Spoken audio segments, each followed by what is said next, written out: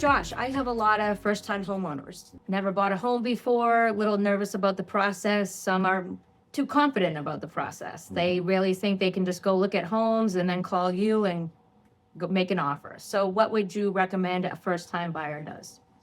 Yeah, to me, they're my favorite type of client to work with because it's so exciting because it is their first time buying a home. But, know where you stand. I think it's very important to make sure that your credit has been reviewed.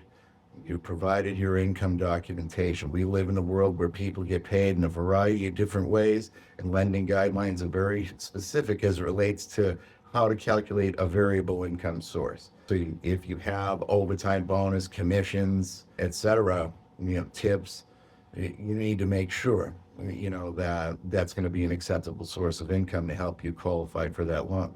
So knowing where you stand, I think, is so important. And also having patience because you are a first-time home buyer. A lot of times you're up against other people who maybe are coming into cash from another sale of a previous property. So they've got a larger down payment. Not all first-time home buyers have that. So you've got to be aware of where you stand in the game and, just be patient because it is very competitive. It is a relatively limited inventory in the last couple of years. So, only one person's going to get the keys to the house. So I always found a few buyers always want to say, oh, I want to pay off some credit cards. I want to pay off this debt and everything. And I always say, talk to the lender first before you do any of that. And why do you think that would be good advice?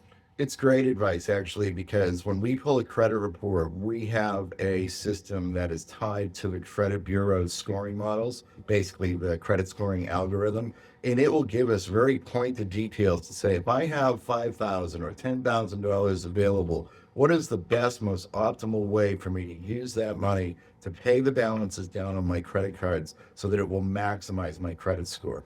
And most consumers aren't aware of the fact that we have access to such technology for free, mind you. We do that as a service because we want your score as high as possible come the day that you purchase that home, because now I'm going to be able to get you a lower interest rate, lower PMI if you're not achieving at least 20% down. So your credit score certainly plays a big hand into your overall terms of the loan.